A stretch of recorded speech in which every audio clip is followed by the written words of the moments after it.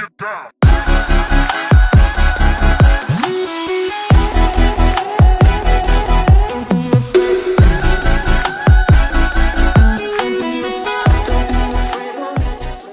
What's up, guys? Ivan here. Welcome to my podcast. And today we got Albert Vasquez. Albert Vasquez. There you go. My bad English. And we're gonna talk about a lot of cool stuff. We're gonna get to know him a little bit, and then we'll see how it goes. How you doing, Albert? I'm doing good. How are you? Good, man. Nice. So before we start and everything, for people that don't know you, they're watching. Tell me 30 seconds about you. Well, I'm a firefighter paramedic for the city of San Jose. About 2 years ago, I opened up a small business here in downtown Danville. It's an IV perfusion clinic. We essentially specialize in athletic recovery, rehydration, resupplementation. We do some nutritional counseling. Anything that we can do to help improve performance through health and wellness, we do it. Nice, cool. What about kind of like where you're from and all that kind of stuff? Originally from Modesto, California. Grew up, born and raised there. Moved out to Danville about 12 years ago. I was hired by the fire department. Moved out here just to be closer.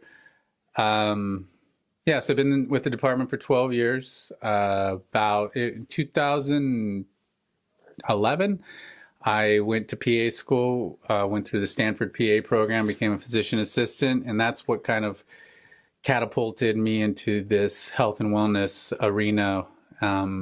Started working in family practice a little bit, got a little tired of conventional medicine, handing out prescriptions, and wanted to do things, take a more natural approach to managing people's health as opposed to giving pills, prescribing pills. Yeah.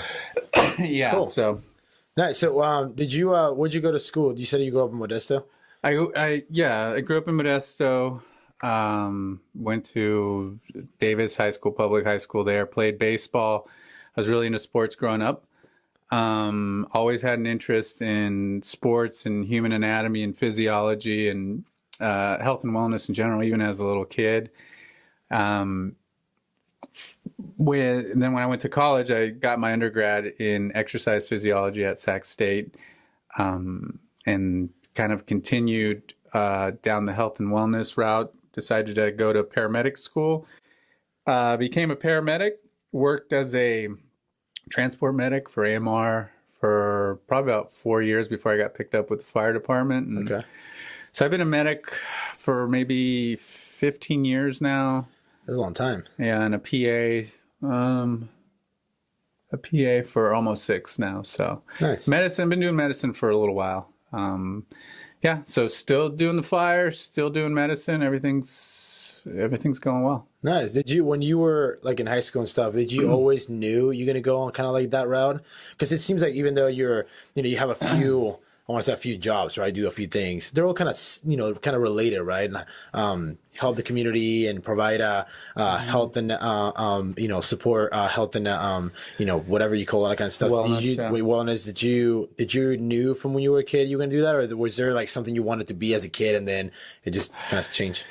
As a kid, I wanted to play professional baseball, and I kind of hung on to that dream probably all the way into college. And did you play in college? I played in college also. So, and then just with that, that's kind of what exposed me to health and wellness and fitness, and taking care of your body and trying to get an edge however you can through nutrition and exercise, certain workout programs, supplementation.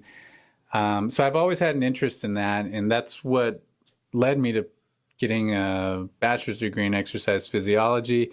So then when I finished school, here I was, college degree. Okay, what am I going to do with it now? And I knew I wanted to do something in health and wellness.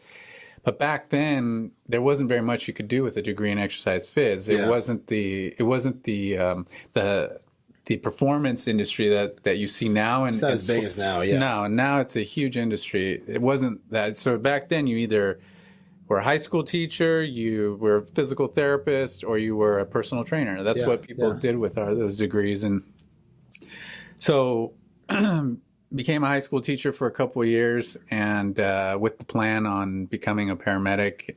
And I knew that being a paramedic was going to be a good stepping stone to kind of catapult me to something else. And yeah, and then that's what kind of led me down the fire department path. And yeah, and from that point on, I just kind of wanted to continue growing, expanding my knowledge, and being able to do more, learn more, and do more for people.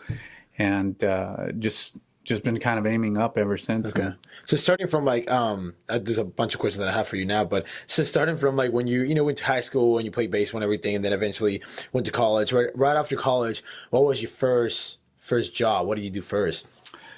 So I got my teaching credential. Okay. What were you teaching? I was teaching math. So I had my degree essentially was an exercise phys, or, if you're going to use that in the teaching world, you're going to be a PE teacher. Yeah. So, but there aren't PE teacher jobs because when a PE teacher gets a job, they retire there. So there aren't a lot of openings. But so I had to get credentialed in math in order to be able to get a job. Ultimately, what I wanted to do was coach baseball. So I thought, okay, so I have to teach in order to do that.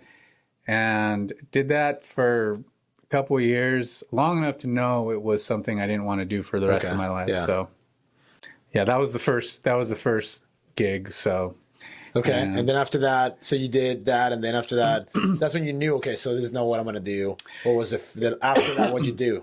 So I was still searching, when I was teaching, I was still searching for, okay, what am I going to do? And I remember going to a job fair.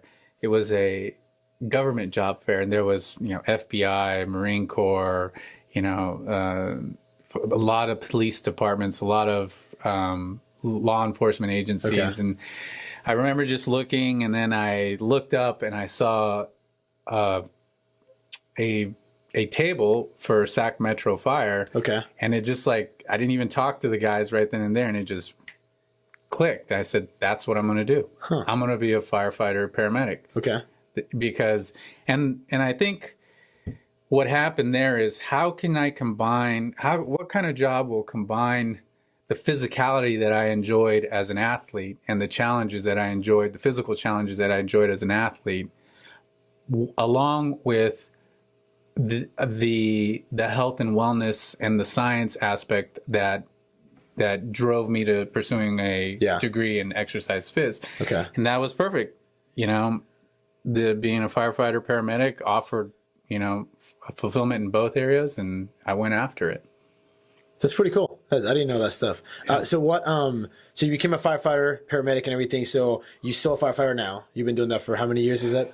I'm on my 11th year right now. So 11 years. It's a long time. And you've been with San Jose since then, or not? San Jose has been my only department. Trust me, I've tested. It feels like just about every department in the state. I mean, I've even gone out of state. I've tested in Vegas, in Arizona, Washington, Oregon. It was a struggle, and that wasn't unusual.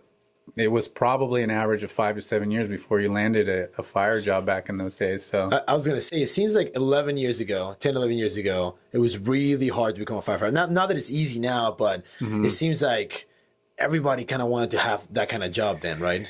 Yeah, it's interesting. Yeah, it was, everybody had the same story. We all stood in the same lines.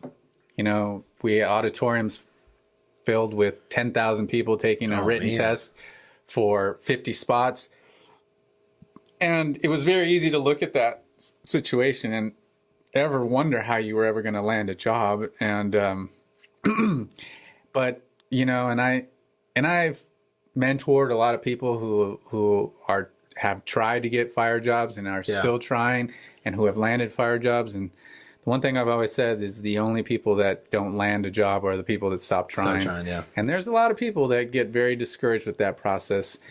But the process is a little different now. Yeah. It's a little different now. And I can't put my finger on why.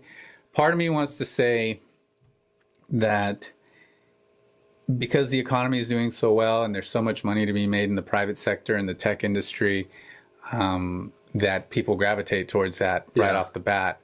Um, but what's interesting is if you look at our academies now, Yeah. the age of our average candidate has gone up. They're older. They're older. They're in their mid 30s. They're all making a career change. And what people start to realize is that you go out there in the corporate world, 9 to 5 corporate world, and you're working in a cubicle 5 days a week. You get your weekends off. You get 2 weeks off a year.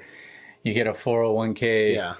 And it's a grind. It's a grind, and it's people really question the quality of life that career has to offer. And when people put quality of life at the top of their priority list, they think, what job will give me the highest quality of life? Most people always fall back on, well, being a firefighter would, you work 48-hour shifts, about 10 shifts a month. You get 20 days off a month. You're not going to get rich, but you make enough money to be comfortable. You got a nice pension. You got good benefits. You got a lot of time with your family. You can travel. You can and you got time to do other things. Like if you want to start a business, own a CrossFit gym. So yeah, it's a great balance of the two worlds. So it sounds pretty. I mean, it's definitely. I mean, on the other hand, right? There's a reason why there's a lot of people out there too that still don't go that route. Right? I mean, there's certain like level of danger, I guess, in the job, right? And it's you're out there when you're working, you're literally on for 48 hours or so, right? So it doesn't matter when the bell goes on, then you gotta be ready, right? So there's definitely some things that the reason why people don't do it and everything. But seems that you've been doing it for 11 years and really passionate about it. So I'm really interested to know how, because I know that you're a pretty healthy guy. You work out, you stay active, and you try to be pretty good and pretty clean. So it seems like now, going back to the 11 years ago, 10 years ago, it seems to now to the demand of like the physical level of that candidate, right? It's a lot higher, right? There is space for them to be a little fit, fitter or more prepared for the job, and then my question is like, how do you do it? How do you stay in shape, and how do you keep yourself healthy to be able to do that job as best as possible? How do you guys do it? Maybe in your firehouse, in your department, how do you guys do things?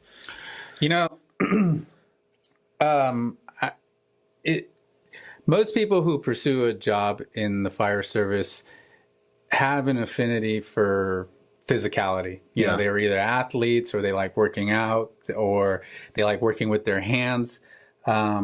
So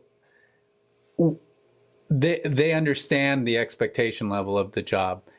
So you're saying that they know of everything. So of course, if they're going through their fire route, they have an idea of like, okay, so I'm not going to be sitting on my ass for like, you're going to be out there, and you never know what's going to happen, like car accident, a fire, or like maybe a medical, maybe the patient is like a big person, right? You got to carry people, whatever it is, right? So it seems like, if you're going to apply for a fire job, you expect to be like doing pretty physical work, right? Well, yeah. And the one thing about the fire service is the fire service doesn't find candidates. Candidates find the fire service. Oh, I know what you mean. Yeah. So if you're pursuing a career in the fire service, it's because you have an idea of what you're in for, and you know that suits you. And there are, the physical demands of the job are really high. Not only when you're fighting fire and working with your hands and having equipment and just working for hours upon hours on a structure fire or a wildland fire, but just the toll it takes on your body over the years. I mean, fire, you're a lucky man or woman if you get to go through a 25, 30-year career and you're still in one piece. Most people are broken. They've had knee replacements, bad shoulders, bad backs, several concussions. So it's tough to endure as a healthy and physically fit person. I can't imagine what it'd be like to endure as an overweight, unhealthy person. Yeah. So part of it is you work out to do the job, but you also work out to try and have a decent, protect yourself, and to try and have a decent quality of life when you're done working. Okay. I mean, what good is your pension if you're, on crutches and you can't run, you can't. So it's threefold, do the job, protect yourself, quality of life. And yeah, and like I said, most of the people understand that, and they already have a passion for fitness and physicality, and so they're in the right mindset for it. So nice. So how about the, because I know that it's pretty big on the I'm lucky enough to have a few friends that are firefighters, right? And then you're one of them. And then we talked about before this stuff, and had conversations, and I know that in the fire community, I guess I'm going to call it, right? Each firehouse kind of have their own kind of style, their own kind of people, right? They kind of fit there. I mean, you're going to be living with these guys and these people, right? Guys and girls, for pretty much, I don't know, half of your life, right? Because you're there a lot. Yeah. And then I know that the food is a big part of it, right? So there's a big, like, you guys cook there and you go grocery shopping, all that kind of stuff. So specifically in your firehouse, or with your team, how does that look like? Would you guys, I know that you probably rotate and stuff, but do you guys have like a certain, cook certain way, or there's some rules that you guys try to follow in terms of like trying to stay healthy and things like that, or what? Yeah. So it's interesting. When I came on 11 years ago, it was almost standard when we went to the grocery, and you're seeing changes. Yeah. It's almost standard. You go to the grocery store without asking a question. You go down the soda aisle and you grab 2 big 2 liters and you throw them in the basket. That's just what everybody drank at the time. Yeah. Now you don't see any soda in the firehouse. Yeah. So people are much more conscious about their nutrition. And since the CrossFit movement, that's been a big part of the fire service. Every firehouse has at least one CrossFit junkie. And the nice thing about that is there's a lot of pride when people do CrossFit. There's a lot of pride in the fact that they do CrossFit, right? Yeah. And they want to be impressionable and pass that on to their fellow crew members. Yeah. So 8 o'clock rolls around, you have your coffee. Hey guys, we got a workout going on. I wrote it up on the board. Nice. We'll be out there in 15 minutes. So everybody get together. And honestly, that's what most firehouses do. And there's some guys that nurse injuries and they can't do a lot, so they'll do their own thing. And so most firehouses, if not all of them, have a fitness area or like workout area, because it's part of it, right? So yeah, all the ones I've been to have gyms, and enough to do a ton of stuff. And every single firehouse in our department has a gym. And it's in our contract as employees. We are required to work out for an hour a day. Yeah. So the requirements are there. Nutritional stuff, you kind of have to take it upon yourself, because it's an environment that can go either way. You have people bringing you brownies every day, cookies. Because you guys got a lot of like visitors, right? Yeah, a lot of visitors, and you bring a bunch of crap. Well, yeah, they don't really think about it, and they're like, "Well, this guy's just staying in shape. I probably shouldn't bring donuts or ice cream." Right? Donuts, ice cream, brownies. It's never anything healthy, but. Next time I do a ride along, I'm gonna go with you. I'm gonna bring some like celery or something like that. bring some celery and peanut butter. But you see a wide variety of diets. And you see guys doing keto. You see a lot of guys doing paleo. Well, that's kind of the go-to is paleo. You see a lot of guys doing intermittent fasting now. But the point behind all that is that the awareness and the consciousness is there. And people know that you can't be healthy and live a healthy life without taking nutrition into account. Yeah. And exercise too. So. Okay. So what last kind of question I got about like the nutrition and fire right now, that so when it's your time, did you have like I know it rotates, but you cook once in a while, right? Yeah. So when it's your time to cook, what's your like go-to? What are you trying to do to offer to the crew when it's your turn? Well, it used to be Mexican food all the time. You being like, pretty much, I mean, you grew up here, you were born here, but your parents are Mexican, right? Yeah. So we had a Mexican restaurant growing up for, almost 30 years. And so that was my go-to: enchiladas, chile rellenos, tacos. It sounds pretty awesome though. Yeah, right? No, it was awesome. But now you try to clean things up. My go-to right now is stacked sweet potatoes. So pulled pork with stacked sweet potatoes. That sounds awesome. Do you like put them in the oven? Yeah, I put the sweet potatoes in the oven, and I Dutch oven the pork shoulder, and a big old glob of pork, shredded pork on the sweet potato, sour cream, some cheese, some bacon. You can put baked beans in there if you like. Okay. But that's my go-to. It's Nice. simple and do they the crew knows that okay, it's all over time. We're gonna have some like yeah. pork, So pork and sweet potato. there's usually about 3 or 4 go-to recipes. Yeah, So they try to know. cycle it. Yeah, they know they're getting that, and I have a chicken broccoli salad that I do that's really good too. So Nice. but yeah, we all rotate. We typically do a tour. So Yeah. So 2 days a month I cook. Okay. Yeah. Now, what about you were mentioning a long time ago, right? It was the way to go. You have to go to the store, get the soda out, bring it over, right? So in terms of like, because I know that, I mean, water is great. It's awesome, right? I try to make sure that I drink a lot of water through the day, mainly because my job, right, too, being a coach, I'm always on my feet and teaching. I'm always moving through the whole day. I'm not really working out every single time, but I'm demo movements and I'm moving around, right? So I need to make sure that I stay hydrated. So when you guys stick to water, or what do you try to what are you guys trying to do in terms of like a healthy option for a drink besides that? Because I know there's a lot of things out there, right? Yeah. But what do you? Yeah. Well, water is definitely an easy one to pick. But we also do seltzer waters. We call them station beers. What is that? Seltzer water. Okay. Sparkling water. Oh, sparkling water. Yeah, Okay, sparkling water. But yeah, and some guys will do some teas and stuff, but that's become the new go-to is those refresh seltzer waters. And Yeah. I mean, they make a lot of. I feel like there's a lot of options now, right? Where like they make those, sugar-free flavor sparkling waters, Yeah. right? And then you have like a lot of the, on the CrossFit world, we have like the Fit Aids and things like that. Yeah, and so I know for me, like I don't drink soda anymore. I'll do some water or seltzer water, but I always have Fit Aids at the firehouse, and that to me that's like a treat for me because Yeah, exactly. I don't drink sweet drinks, but that's a sweet drink that's actually decent for me. You know?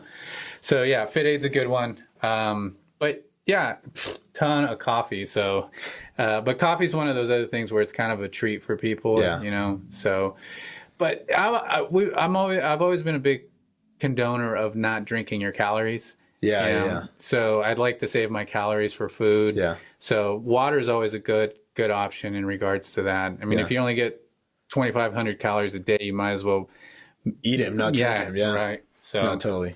Cool, man. Awesome. Yeah, but that's pretty cool. So there's a lot of things that you share about the your fire job and everything, but I think it's pretty impressive how like you're not just a firefighter, but you do a bunch of stuff too. So you're a PA, right? So tell me a little bit of that. So when you're not at the firehouse, we'll talk about your IV business that you started long ago in a little bit, but you're not a firehouse, you're not doing the IV, you're a PA. How does that look like? What do you do? And like how many days you go? And like so I work in family practice, so that doesn't look much different than what it would look like if you went to go see your primary care provider. If you were sick with a cold, stomach pain, you're diabetic, have high blood pressure, anything that you would go see your doctor for, you would see a PA for. So I get a lot of, I work in a rural community, a lot of immigrant farm workers out in Patterson, California. So is that where your practice is? That's where the family practice is. Yeah. So the nice thing about working, the nice/unfortunate thing about working in an area like that is, you see a lot of chronic illness, a lot of disease process, a lot of sick people, which is unfortunate, but it's good in the sense that it exposes you on how to manage chronic illness, people's diabetes, high blood pressure, obesity. It's a different world out there when you're dealing in a socially economic challenged community like Patterson. Where diets are bad, there's no the sedentary lifestyles, so disease is a big part of everyone's life out there. So it's crazy how like we're in a pretty small world, but at the same time it's pretty big. Where like you've been a firefighter, paramedic, right? And then a PA too. I mean, you dealing a lot of the time. Your job is pretty much to deal with people that are like sick, right? Or they're going through something, right? So I always thought, me having a full-time fitness job, right? Teach CrossFit. Most people that come in here, they already made the decision that they want to change their life, right? They're already kind of like, and the first step were like, I'm here because either I'm looking for something new, or I realized that I need to make a change because I don't feel healthy. Or maybe I went to the doctor and I don't, they told me that this is what I need to do because if not, eventually, it's going to create problems. I'm going to have health problems, or I'm going to die soon, or whatever it is, right? And it's a pretty small community where like most people that come in, they're influenced by older people that are healthy. They get good, hang out with people that are a good, what's the word I'm looking for? A good, example, things like that, right? But me, that I'm always around this kind of environment, right? We don't get to see like the darkness out there on like people that are like really going through like really bad problems with health and things like that. So how do you deal with that? Like going from like a job that is like, firefighter that has a lot of rewards, right? But at the same time, you see a lot of stuff, right? And then you go from there to your PA job where like now you get a bunch of people that are like sick, and you try to tell them and encourage them to make changes, but doesn't really happen. So how do you deal with that stuff? Yeah, it's interesting. And it's really not something that you could understand unless you've seen both sides of the spectrum. Working in a place like Danville and then also working in a place like Patterson is two way different demographics. Yeah. Danville is a very health-driven community. And one of the biggest variable that I know in terms of differences between the two communities, and I think this makes the biggest difference in which direction your health goes, down the right path or down the wrong path, is mindset. Here in Danville, people have a high level of congruency to where they see that they play a big part in what direction their health goes. Yeah. The decisions that they make, that whether or not they decide to go into the gym, they can look in the mirror and say, well, I want to lose 10, 15 pounds, and I want to get my blood pressure down, and I don't want to be on medications. And they can calculate what it's going to take to do that. And so they see themselves as playing a direct role in changing those things about their life, right? Go to the gym, change your diet. And they have a great support group. This community is a great support group and very motivating in terms of driving you to wanting to stay healthy, right? Yeah. It's a very health-driven community. Patterson, on the other hand, is completely different, where the simple idea that there is a correlation between eating cheeseburgers and gaining weight is one that they don't grasp. That's crazy. There's no cause and effect to the diseases that they develop and things that they do to cause it. So they almost look at things like diabetes, obesity, hypertension as something that's going to inevitably happen to them. Almost like a genetic thing, or is eventually as they get older, it's going to happen. So they don't see like they don't feel like they play a big role in preventing that, or if it even happens, they don't play a big role in changing that. Yeah. So the nice thing about working in a community like this is you can teach people and they take what you have to say and they apply it. Now, at the same time, now that you say that, before you continue with it, I feel like, we're talking about like, Danville and then Patterson, right? How far is from here, Patterson? About an hour, 15. Okay. It's not that far. Right. It's actually like, it's really close, right? Mm-hmm. But at the same time though, I feel like even in this area, right? Mm-hmm. There's a lot of people there. There's more people that are a little more conscious than we, they take care of themselves. But even in this area, there's still people that think the same way. Yeah. We meet them every day, right? Every day I meet somebody, or I don't want to say every day, but pretty often I meet somebody that has no idea, right? They come to me like, oh, this is what's happening. I feel like I need to work out. And I'm like, okay, well, be aware that there's big changes that have to be done on that, nutrition side of it and your eating habits. Mm-hmm. And I feel like we talk about this a lot. But it's so important. And I feel like it's really important to be able to like tell people is that, hey, there's a big role for you to be able to like make those decisions and prevent a lot of things. Right. It doesn't matter if they live in Patterson, like you're talking about in here. Like there's actually people everywhere that have like bad habits and they live with that for a long time and they haven't made those changes because they have no clue whatsoever. Right. And that's a good point, because regardless whether you're in Patterson or Danville, what I've learned is that the foundation of being healthy is education. Is if you look at the common denominator between healthy people is they have some understanding of what it takes to be healthy. They have an understanding of the catastrophic effects of eating fast food all the time, or, you know, what obesity could eventually lead to, diabetes, hypertension. So education's a big part. So that's more of a reflection of the hole in our current medical system is, you know, you go to the doctor, the way it stands now, in conventional medicine is you go to the doctor and you say, well, here's my health, go ahead and manage it for me. Yeah. When in actuality, we should be showing people how to manage it themselves. Because if you have a baby, Ivan, you have a child. Yeah. Nobody's going to take care of that child better than you. Yeah. So if you give it to someone else, it's not going to be nearly the quality of care that you're going to get if you take responsibility for it. So if I teach you how to take care of yourself, you're going to manage yourself way better than I can. And the only way to do that is through education. And the sad thing about the whole situation is that conventional medicine has its place in the world. Like if you break your leg, hurt your shoulder, it's great to have a doctor or surgeon there to fix that. But where conventional medicine has missed the mark is in preventing illness. And the reason is because when you go see the doctor, your visit's 15 minutes. And the part of that visit that gets cut out for the sake of time is patient education. Yeah. So there's no two-way dialogue here. He or she's not fielding your questions and they're not answering them. And there's not very much learning. The conventional medicine has become a cycle of managing chaos. And what I see that comes into my office is I see someone with a BMI of 35, which technically is morbidly obese. They have diabetes, type 2 diabetes. They have hypertension. They have metabolic syndrome and on their way to coronary artery disease. Diabetes makes you susceptible to kidney failure. So I have that person in my office and they're on 10 different medications and now their sugar levels aren't being managed. Now I have to figure out how to do it through medication because at that point, you can't do it through education.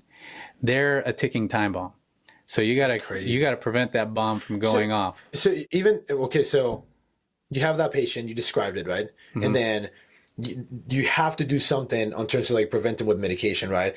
Do you even try to be like, hey, look, this is what we're gonna do to be able to like really take care of the problem right this second, but you need to do this if you want to get rid of it. Do you do it at all, or it's gonna sound bad, is that after years of thinking that you can fight the good fight and really convince people, I've learned that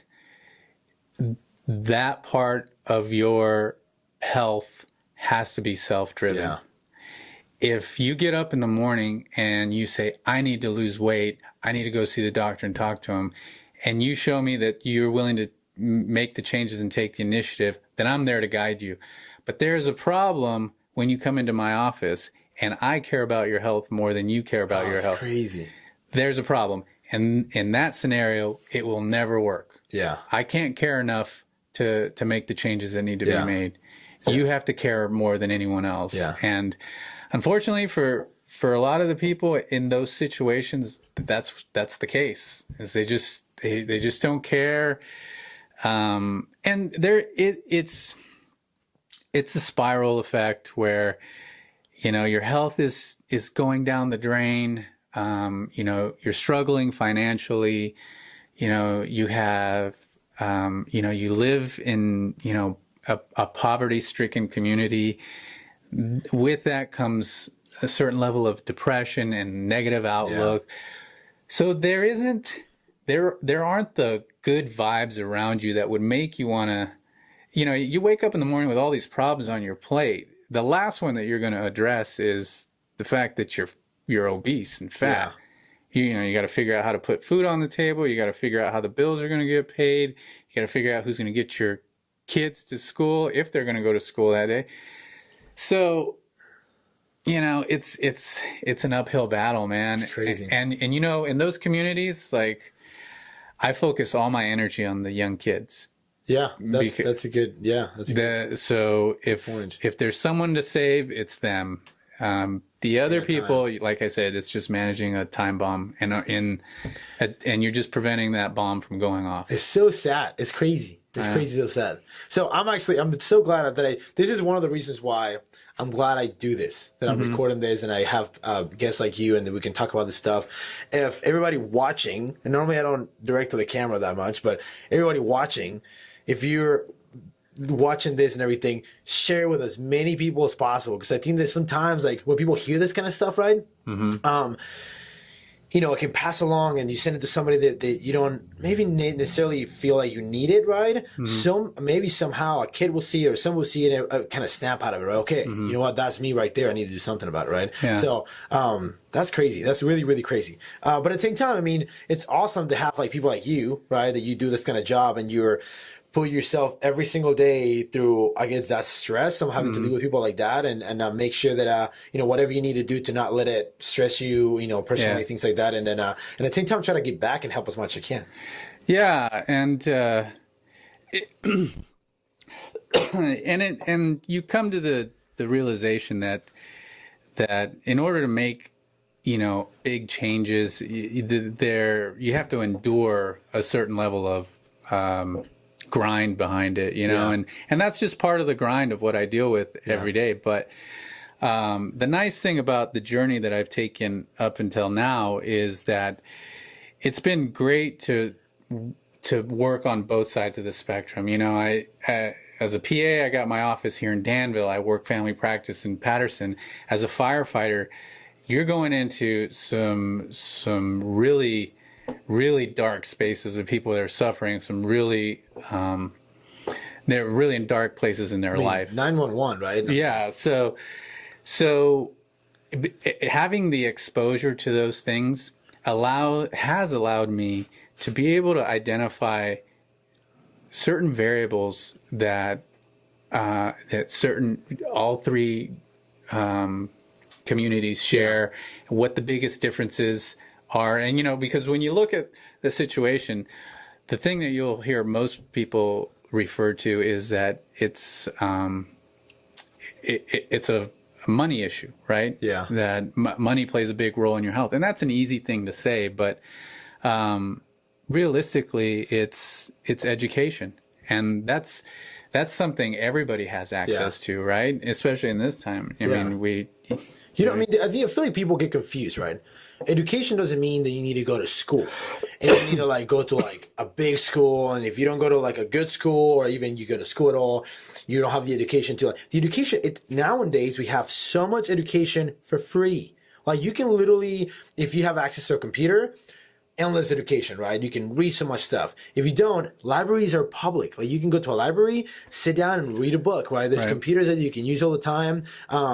Even just being out there, going on the street and meet people and talk to people. And there's people out there that are going to be friendly. They're going to be willing to share a lot with you, right? So education is not about going to school and get a degree. It's about educate yourself on whatever needs to be done out there, right? Just being life is I call it the life, the school of life, right? Yeah. You learn so much out there. It's all about your mindset. And if you going back to what you were saying, right? If you grew up in an area where it was violence or poverty, or maybe the way you grew up was not as, it didn't set you for success or for whatever it is, right? I feel like we tend to listen a lot. Hear a lot, right? And I feel like what we lack of is plug our ears on terms of the negative, right? So there's going to be negative around you all the time, right? It doesn't matter if it's in a big level on society or just literally around you on a small community or even in your family. And I feel like if people will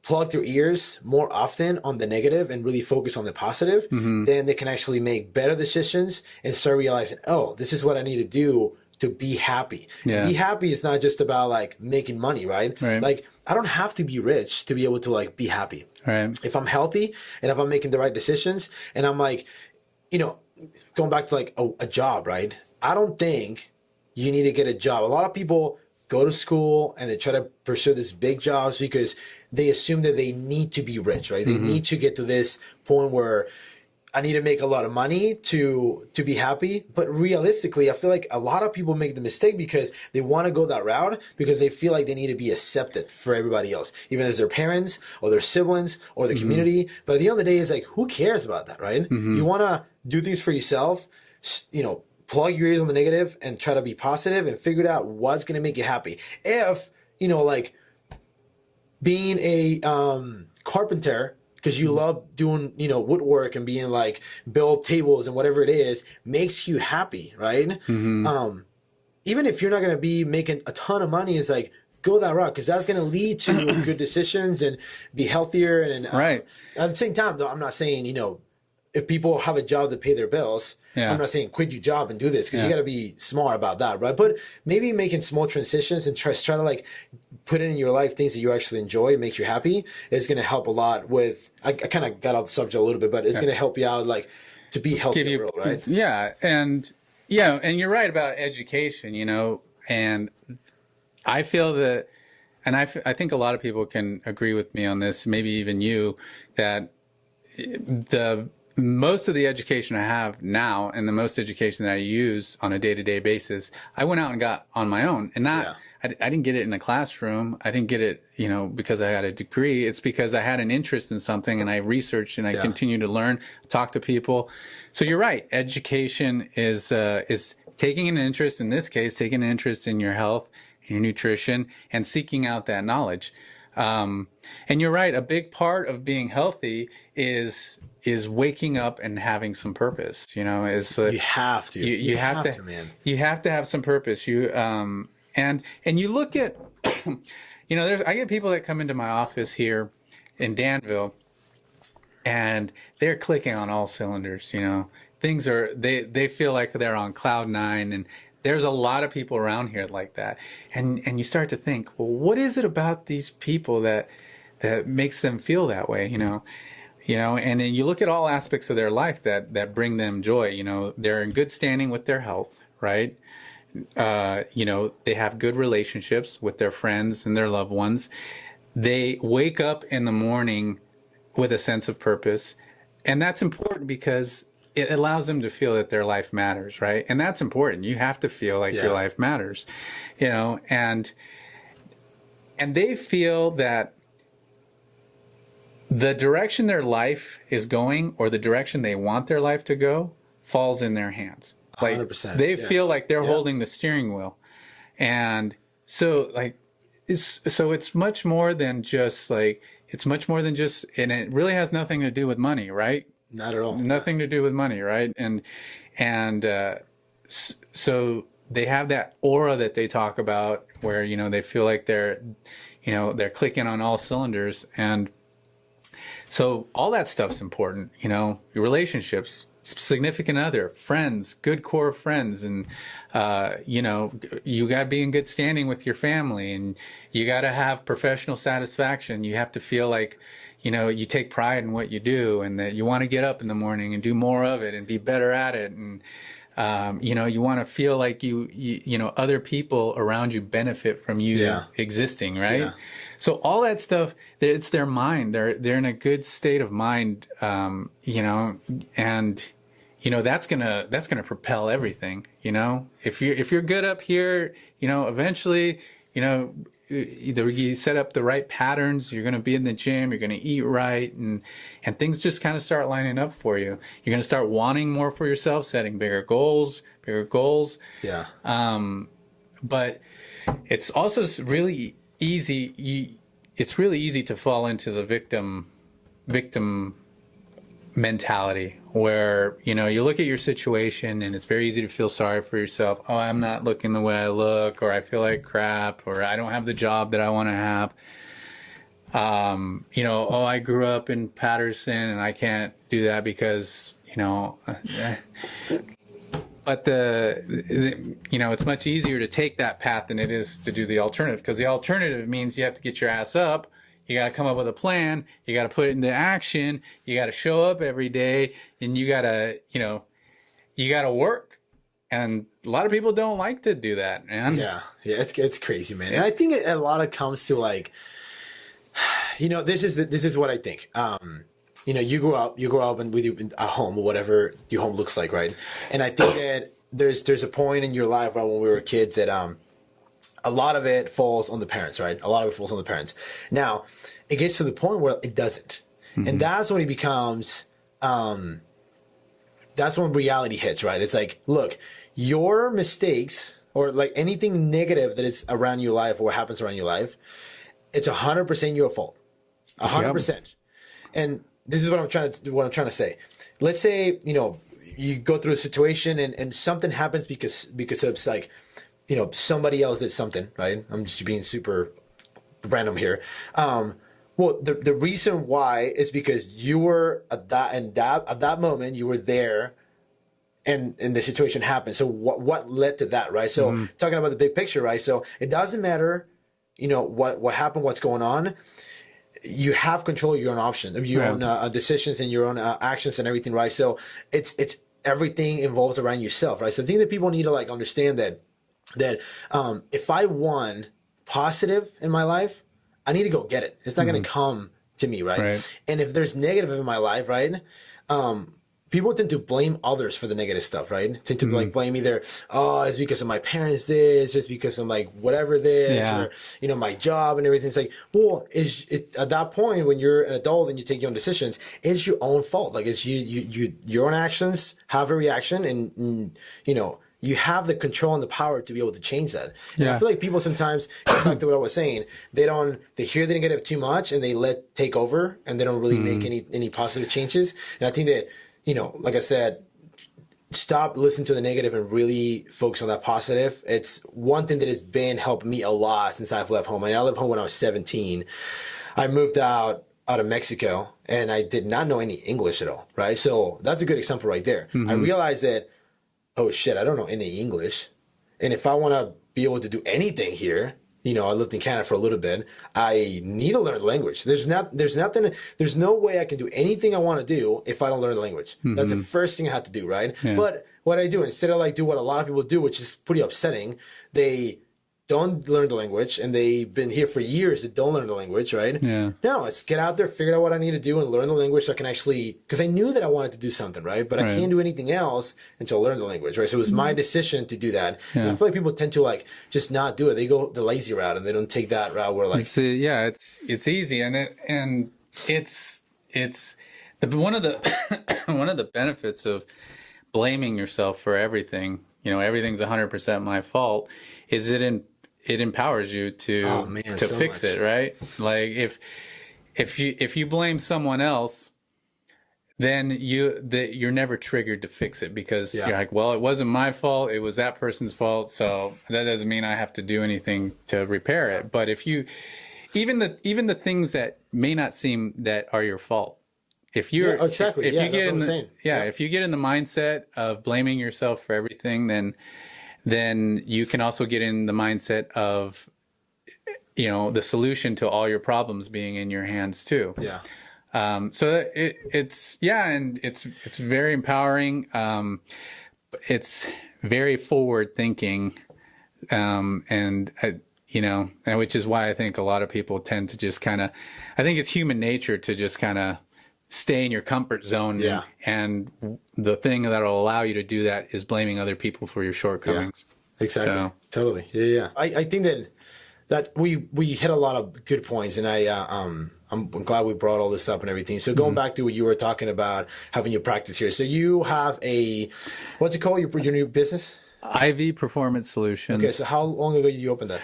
It's been a year this month, 2 years this month. 2 years already? Yeah, it went by fast. Man, that's so fast. I when you said a year for a second, I was like, oh, that makes sense. But 2 years is crazy. No, yeah, it's been 2 years.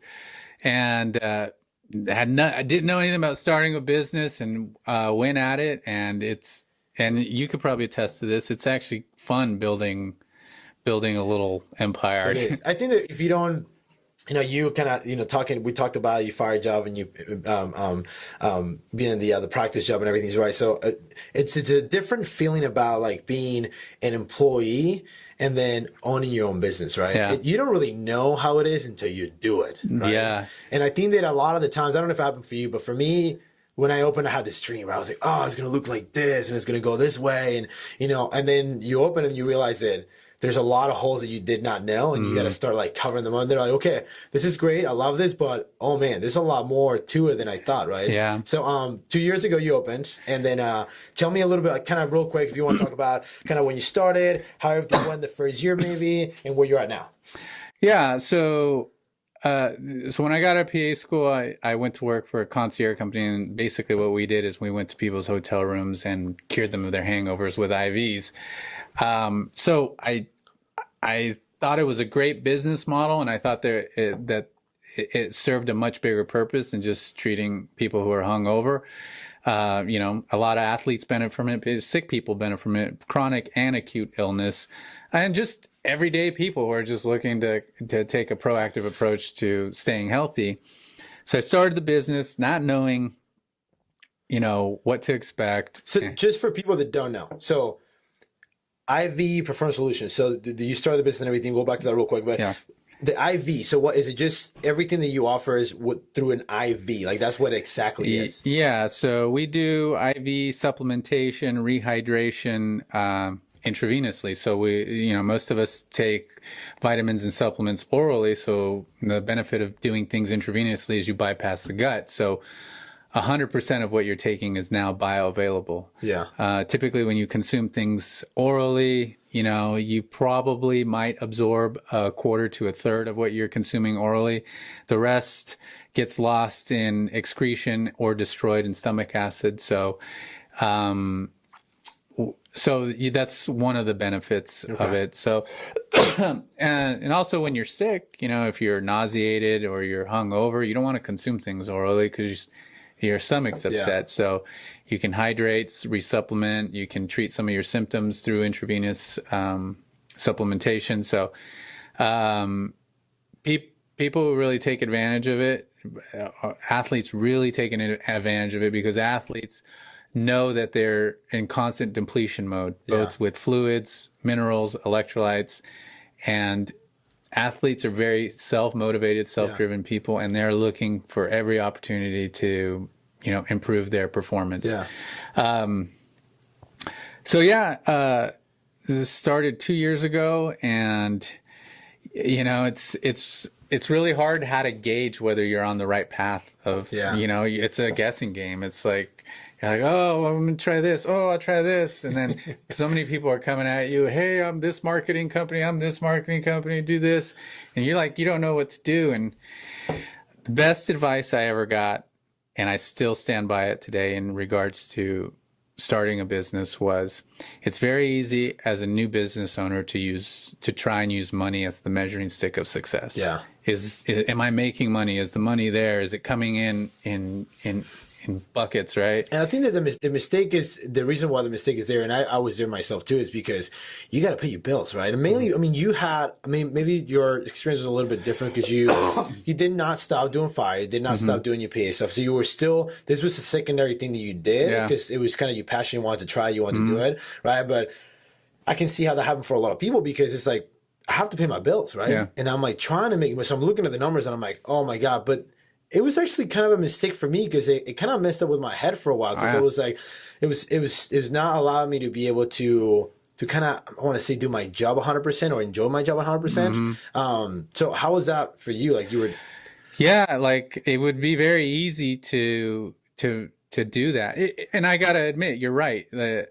My business didn't have the responsibility of supporting my lifestyle because I had a job in the fire. I still do have a job in the fire service. So it's your business. You put money into it. Right. And putting money into it, my savings into it. And, but so it's very easy to look at all the money going out because that's where the money goes when you start a business. You're buying stuff, you're doing this, and the money that is going out is not matching the money coming back in. So it'd be very easy to look at that and say, "Oh, this is a big mistake." So, but the advice I got was to not do that, to not use money as your measuring stick for success. Instead, to use the reputation that you build for yourself in the community, and so my goal was that within the first year is to really build a good, strong, reliable reputation for myself in the community. Like, I know in my head, I had this vision of like, I'm in between patients. I walk over to Starbucks, and on my way to Starbucks, I see a couple of people that have come into my office and I'd help. And I, hey, how's it going? Shake their hands and ask a few questions, engage with them. Go into Starbucks, and I see more people there that I've helped and have come into my office. And maybe I come down here and visit with you, and on my way here, I see people, and then I see people in here. And all these people have crossed my path and have benefited from my service. And to me, that was, and I'm noticing that's what's happening now. And to me, that's the measuring stick of success for me. It's like I'm building my community. And some people might say, yeah, well, you still need to make money. But what I've learned to understand is that if you can do that, the money comes. Right? Building trust in a relationship, and if you can establish yourself as a fixture in this community is a community where small businesses can really thrive. It's a small, tight, niche community. Word of mouth is probably the best source of advertisement that you can get here. So, and that was the best advice I've gotten. And I still don't focus on the money. And the person that told me that was absolutely right. My business is actually, starting to show profit and doing well. I just bought a van. I'm going mobile. I just had a meeting today with an anesthesiologist. We're looking to expand out into Sacramento. So it's going really well. And and I'm always learning, still learning, and definitely still making mistakes. So that's just part of it, right? That's great. So I know that you have, I've gone a few IVs with you, right? And I love it. I think it's great. It makes me feel good. I've gone when I just want to recover from like maybe a tough workouts, or maybe I have a workout coming soon that I want to do. Maybe I'm doing a competition or whatever it is, right? And I've gone to you when I'm sick too. Like I got sick. I ate something, it got me all messed up and everything. I was like, I need some help. So I went to see you, and I can feel right away. I mean, just to be able to get that fluids and hydration and all the vitamins and everything right away to your body, it helps a lot. It's really beneficial. And I know that, your name is IV Performance Solutions, right? But you see everybody. Like, even it's not just for performance. I think that athletes are a little more dedicated to like you were saying, regular really, regimens. Exactly, yeah. But it's for everybody. Like I said, if you have a tough weekend when you like party a little too much, right? It helps that you kind of recover a little faster. You can actually, get back to work or get back to train, whatever it is. And but I know that you do. You don't have to say names, but I know that you do have, in the short amount of time that you've been open, right? You already have some pretty big athletes coming to you, right? I'm talking about like professional athletes. Yeah. How has that been for you so far? It's been I've been thrown back by it a little bit, just because I was like, you get the call and you're like, this is blah, blah, blah, and you're like, yeah, I was like, because I've always been a big sports fan, and growing up in the Valley, like no one who played a professional sport lived in Modesto. So you never ran into those people out there, but they're everywhere out in this community. Yeah. Like, I'm surprised at how many professional athletes live around the corner from here. Yeah. Like, they're your neighbor, pretty much. Yeah. And, and what's interesting is that they're looking for you, you know? Hey, I got your name from so-and-so, blah, blah, blah, blah, blah.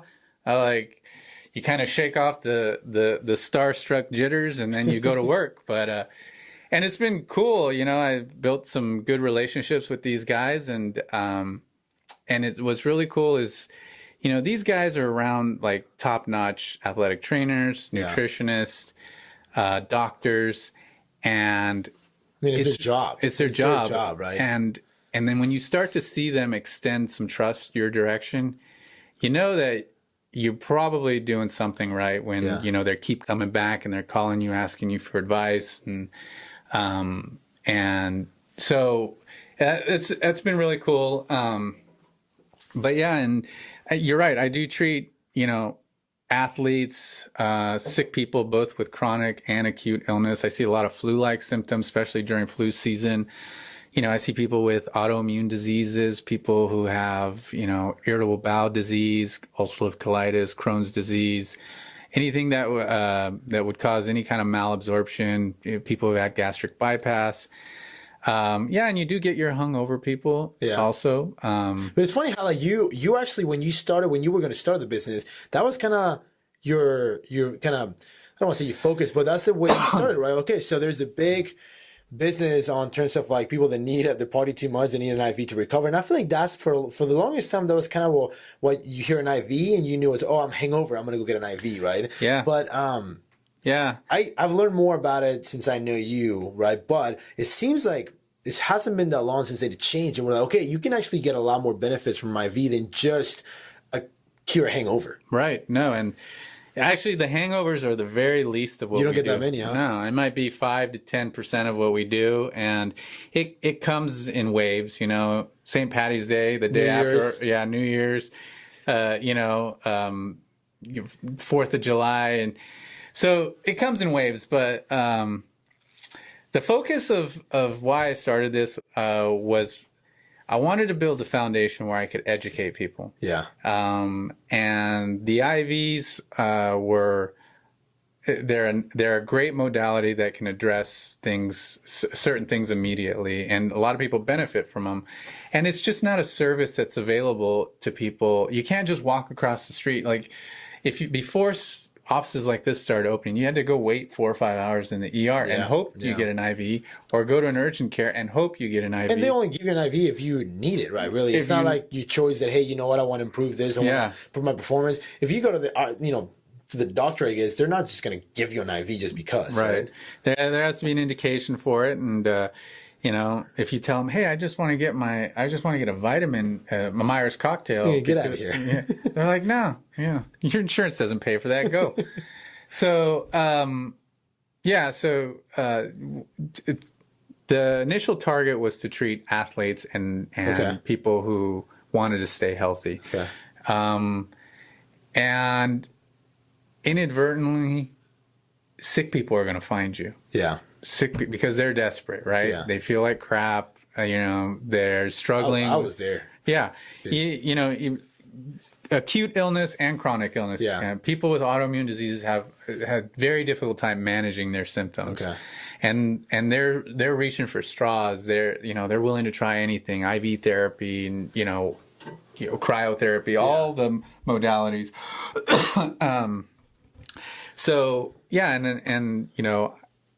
Even though the focus of my business was going to be directed towards athletes and health and wellness in general, I see just as many sick people as I do athletes. Yeah. So it seems like I know that you have, you have some clients that they even see you just for, because I tell me if I'm wrong, but there's some things that you can actually give to your patients, right? Mm-hmm. To just improve like hair quality or like skin health or like just like be able to I don't know, I mean, tell me, because I know that that's what I heard before from somebody that told me that I'll go see Albert because it makes me feel good, and then it helps me put like my nails or whatever. Right. A lot of the ladies go and see that kind of stuff, right?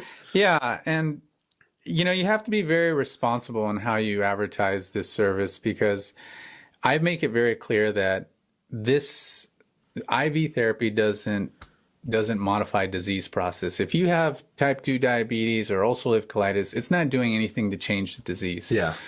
But what I do tell them is I'm helping you address secondary symptoms to malabsorption or dehydration or depression, for that matter.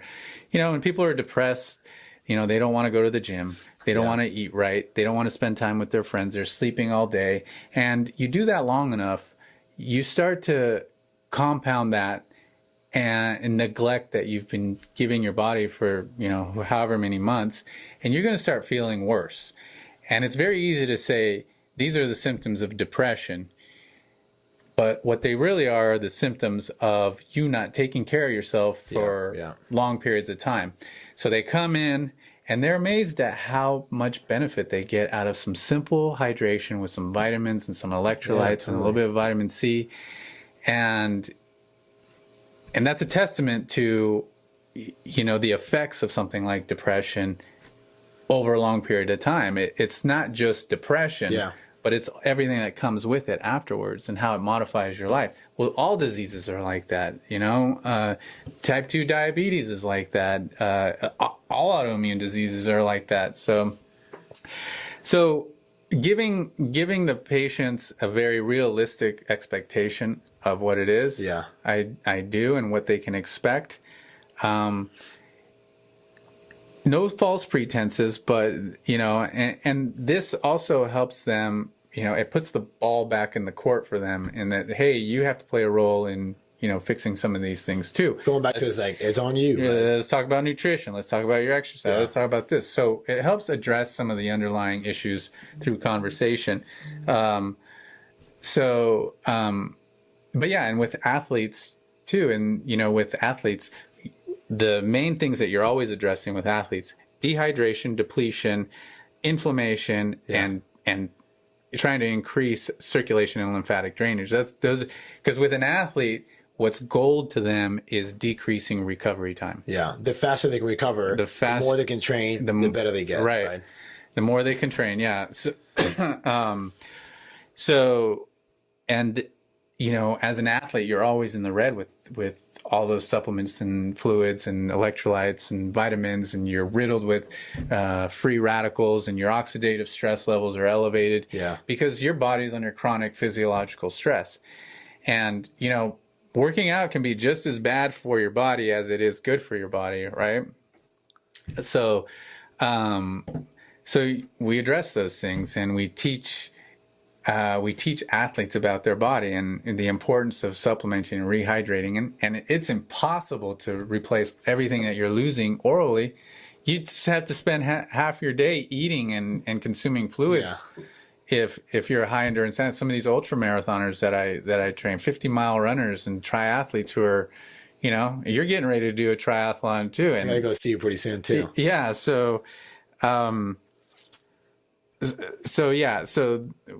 teach them the importance of, you know, hydration and supplementation, and not to overlook the simple things. You know, you look at a tree that's got some low-hanging fruit in regards to your health, you got to be able to grab the easy stuff to grab, right? Yeah. You got to be able to hydrate, sleep well, eat well, stretch, take care of your body, go get work done. This is the low-hanging fruit of staying healthy, right? Yeah.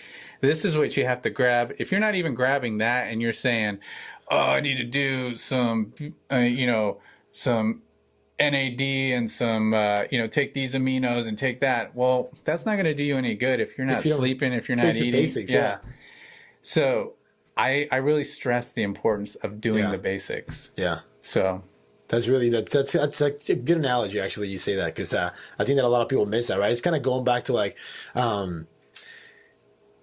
I made a little on my Instagram I put the other day, right? People are like really concerned about, like, you know, eggs, for example, right? They don't want to eat a lot of eggs because their cholesterol is too high, right? Mm-hmm. But I'm like, how can you worry about eating eggs when they're like a really good quality food and have a lot of nutrients and all this stuff? Yeah. But you drink a ton on the weekends and you're like, well, maybe we got to fix that first, right? So fixing the basics first, right? And then worrying about the little things that is going to help you to improve that little pieces as you go is important. But if you can't try to fix it, you know, it's almost like trying to cut corners, right? Mm-hmm. So I'm not fixing the main problem, but I'm fooling myself, you know, saying that, oh, you know, honey is great for me, and this is you're right, it's natural, it's dumb, made right? From the earth. It's crazy. Fix a big, just eat cleaner, rest, sleep enough, because it's a big one, right? Hydrate, all the stuff that you were talking about. Yeah. The base is going to be really important. I think that then after you do that, then that's when we can start looking into that. And I think that's why athletes tend to, like, you know, come and see you a lot, right? Because that's their job. And I feel like those things, for the most part, they're always there for them, right? They need to make sure they sleep good. They need to make sure they eat good. All this stuff is there already, and they're just looking for that extra that is going to give them just the faster recovery and feel better and hydration, right? Yeah, and that's exactly what it is athletes, they have picked off all the low-hanging fruit. But if you're competing at a high level, everyone who's competing at that level has done that. Yeah. Everybody's watching their diet. Everybody's sleeping. Everybody's doing. You don't get to the high level without doing the basics, right? But then guys, and it's funny because guys get very secretive about what they're doing. Like none of Don't my want to share anything. None of my professional athletes is like, I don't tell anyone I was here. You know, it's, okay, They yeah. don't want to share their secrets. They don't want to share because everyone's trying to get an edge on it. Yeah. But they're going for the high hanging fruit, right? Yeah, they already got on the bottom. Yeah. They're already past that. I think that for your day to day people, it's like, you know, they're spend a lot of time in the office and all that kind of stuff. It's like, hey, just fix the most important things, right? Yeah. And find that positive mindset, because I think that's going to help a lot, right? Being able to like be happy and be positive is going to lead to better things. If you're around a lot of negative stuff, everything kind of falls apart, right? But yeah, and you have to, and I think being positive is one of those things people think that it just has to come to them, but you actually have to work at it. You have to look for it. It's funny. One of the things that I grew up with, and trust me, I've made a lot of mistakes, and I've done a lot of different things. And one of the things that I grew up with, and it was drilling in my head, was like, find the positive on everything. Yeah. It doesn't matter if it's a negative situation. It's like, okay, what? Even if it's a minimum thing, right? That just gets you through everything.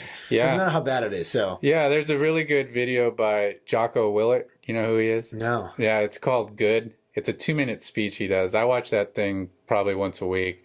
You'll have to send me that. I want to Yeah, watch it. it's 2 minutes, and it's super inspiring because he's an ex-Navy SEAL. Okay. Maybe I'll put the link for everybody out there. Yeah, at the bottom yeah, so you can good. see it.